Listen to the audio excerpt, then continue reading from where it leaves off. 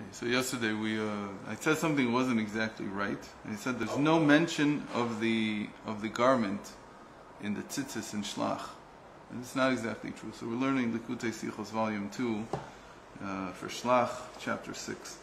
So it says al kanfei vigdehem nedorotem. It says on the corners of their garments from generation to generation. So it is mentioned that there is a garment, but it's not mentioned in any way that the garment has to be this size or that it has 4 corners even. That is all from Halacha Moshe Sinai. But again, because it's a deoraisa, it's considered to be an obligation from the Torah that it has to be on a garment that's big enough for you to cover yourself in.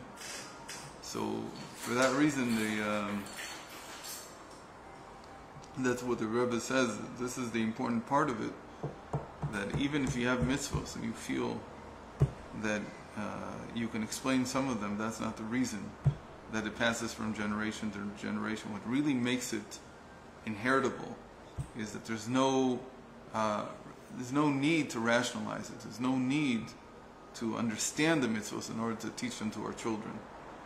And that's what makes it really part of our identity. And it's very important. We were talking about that this is separation. And separation is identity a lot of times. And this got me thinking last night a lot about how identity is something that you don't question.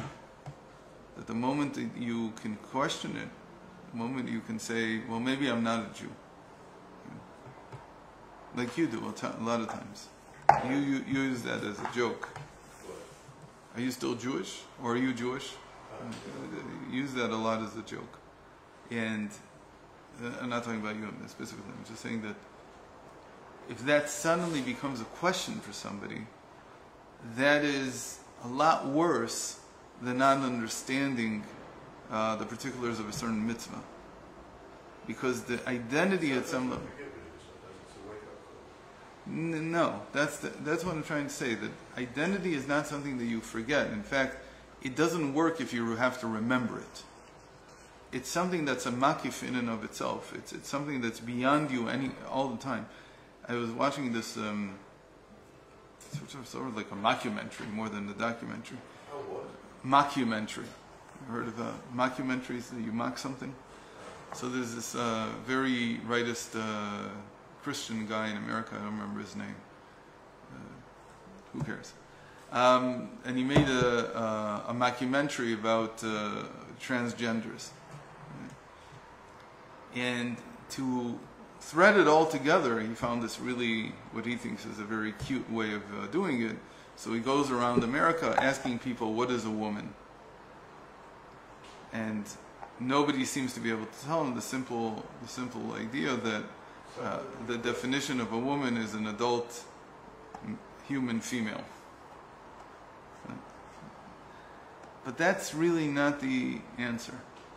Because when you're talking about identity, then it's not a definition from the dictionary. In fact, the definition from the dictionary only gets in the way. If you have to define it, what is a Jew? Okay?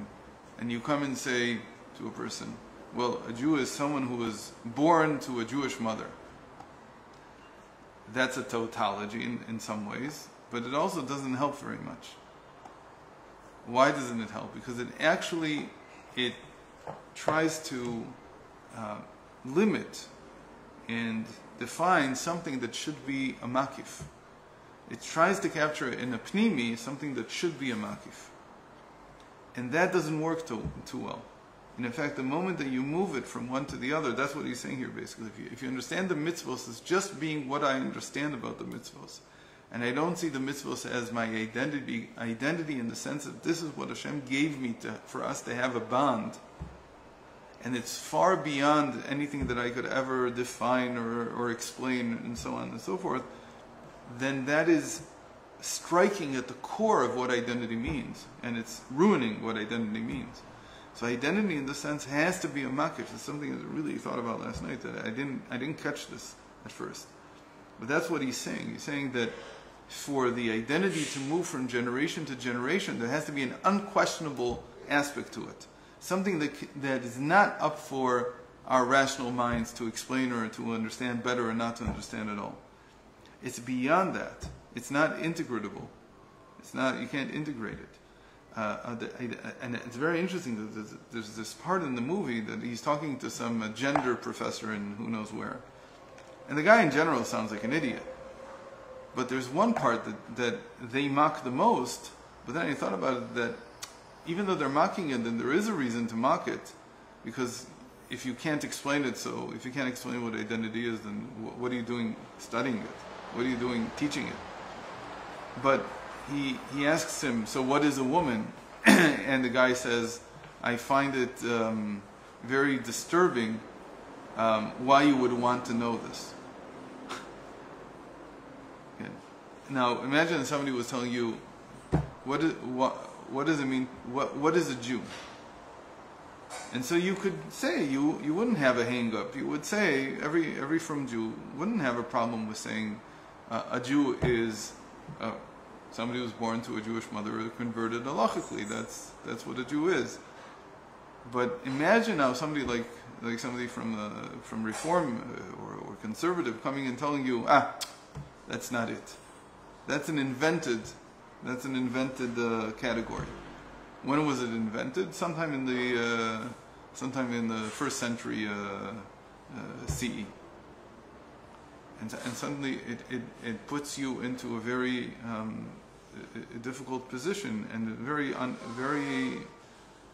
problematic, because you don't want to be in that position where your identity can be attacked using rational means, because by definition it has to be something that's beyond my understanding. So it's very interesting, this whole thing. It got me thinking a lot. I don't have yet a good formulation of what I'm saying yet. But I understand that it's the difference between memale and sovev. That identity has to come from sovev and not from memale. And the moment you put it up to memale, you're in trouble, because then you get Jews, as like the Rebbe didn't accept it. So some Jew would come and say, yeah, but I'm a conservative Jew, or I'm a Reformed Jew. He didn't accept that. Why? Because there's no such thing. Either you're a Jew or you're not. Okay. He's a Jew. What do you mean? He can have whatever Mishigasi has in his mind. That's his mind. That's not his identity. And then transforming that, or picking up on that, connecting to that concept that identity is beyond everything that I. But then it's a problem, because then we talk about strengthening Jewish identity, and we say there are certain things that do that. For instance, when you learn Torah, your Jewish identity is strengthened. But it comes in the end back to some time where you have a statement that shows faith. Mitzvahs were given by Hashem. Right. Believe that. You can't do anything to oppose your anything. Right. That faith is a makif. That is not an understanding. It's not an understanding that I have. Anyway, this brings up this short chapter here brings up a lot to think about. It's not so simple. Okay, let's learn chapter 7. B'siyum Parashat Tzitzit, at the end of the parsha of Tzitzis, in Shlach, Ne'emar, Ani Hashem Elokechem asher hotzeti etchem me'eretz Mitzrayim.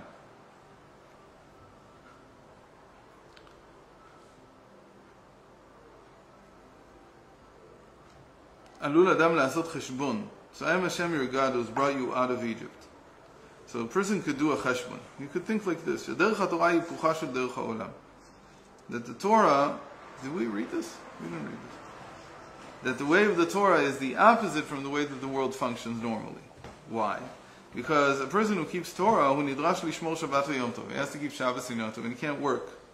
V'od l'osif aleim b'chol ha'kodesh, and he has to add a few hours, okay, so that there's some addition from the profane hours of the Shabbos and holiness of the Yom Tov. And all this, despite the fact that he has mitcharim goyim, that he has non-Jews who are competing with him in his business. And they have these extra hours, and they have the whole Shabbos, and they have the whole Yom Tov. And in America or elsewhere in the world, it's 2 days. There's also Jews who don't keep Shabbos. So they too, right, they have an advantage in their work, which the firm Jew doesn't. And he, when he wakes up, the first thing he has to go take care of is davening. or he learns some Chassidus before, he learns this, he learns that. And then he has to learn. Only then can he go do his mivtzaim in Tel Aviv. Only then can he go and work. And now that he's finally gotten to work, what a battling. In the middle of the day, in the middle of the they all take lunch. But he has to go, instead of eat lunch, he has to go daven mincha. Because the most beloved way of davening mincha is that a person does it in the middle of his day and doesn't wait until sundown. So in the evening he has another 2 services to do, Ma'ariv and Shema Lamita. And then he has a whole slew of mitzvos in Choshen Mishpat that he has to learn. And he has to learn how not to how not to steal, and how not to cheat, and how not to say one thing and mean something else, and how not to trespass. And there's many types of trespassing, not just in terms of property. And they're all the opposite of how business is conducted. Because if you don't steal, you don't cheat, and you don't trespass, how are you going to do business? It doesn't work. Obviously, we're not talking about people that do it flagrantly. We're talking about the fact that there's always a bit of a corner that somebody cuts. And that is forbidden according to Allah. You can't do that. So the question is raised, how can you keep the Torah when everything that it says goes against the grain of the world? It goes against the way that things work in the world. You're going to be at a disadvantage all the time. So that's why at the end of the Parsha Tzitzis, which the tzitzis, as we said, symbolizes the garment, that which is above Tam Vadas, above the rational mind. בשעה שאין אדם מתחשב בשום מדידות והגבולות של טעם ודת, הוא מקיים מצוות למעלה מטעם ודת, מדייק עמו גם הקדוש ברוך הוא למעלה מהגבלת הטבע. It says, the end of tzitzis is, what does it mean? Ani Hashem Elokechem, I am Hashem, your God, who has taken you out of Egypt. Why does it say that at the end? What's it got to do with the tzitzis? It says, because the whole point of understanding that the mitzvos are above our rational mind is to understand that also when we keep them, then God acts with us in a way that is beyond the rational, in a way that is beyond what the rational mind would have told you might or might not be a good way to conduct your business. Okay? So rationally, doing it the way that we do it is ridiculous, because we're only going to lose. We're never going to be able to get ahead. And that's why, because in Egypt the law was such that even a single slave could not escape Egypt. So that was the law of nature there. And then Moshe Rabbeinu was able to bring out 3 million people. So what's going on? They didn't just come out by themselves, they didn't just escape with the skin of the teeth. They escaped with all their possessions, and not just all their possessions, many of their possessions of the Egyptians. So what's going on here? So the nature is being broken. Nature is now serving the person who keeps mitzvahs. שכל אחד מישראל היה לו לא פחות מ-90 חמורים טעונים כסף וזהב. That every Jew came out, the Medrash says in the Gemara, that he came out with 90 Lydian donkeys, white donkeys, which are stronger than regular donkeys. They were all carrying his possessions. V'gam erev rav ala itam, and a great many non-Jews who were mixed multitudes came up with him. Shafilu goyim ekiru b'zeh, which means that even the non-Jews appreciated what was going on, and they wanted to join this. B'sha'ah she'ayudim mitnaheg michutz lateva, shekol zeh hare lemala me'ateva legamri. All this that happened in the Exodus was above nature entirely, completely super-rational. So that's why at the end of the Parshat Tzitzis, Hashem writes this, I am Hashem your God who took you out of the land of Egypt. to impress on you that when you keep the mitzvos, then God, also acts in a way that is beyond nature. And so don't worry about the fact that you're doing everything against nature, that you're basically working for a loss almost.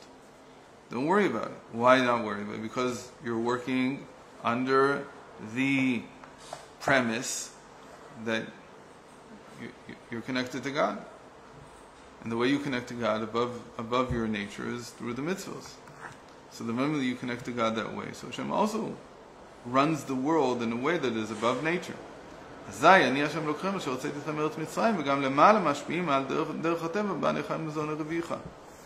So from above you also receive sustenance in a way that is above and beyond what naturally you should get. And in all three areas of life and family, life, and livelihood. Okay, so that was the Sikha, and this is obviously the sweetening. Sweetening is everything. Okay. So what time is it? Oh, we get to finish on time today. Okay, so we'll start Korach tomorrow, Gaduling. Turn.